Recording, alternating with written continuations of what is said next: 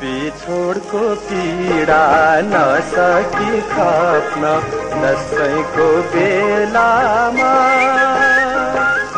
तिमीलाई भेट्न आउँदैछु फर्की रमाइलो गाउँमा। डाँडा छ साक्षी के दिन र राति मिल्दैन आँखामा। मनको कुरो बुझ्दैन कोही पहाडी पाखामा।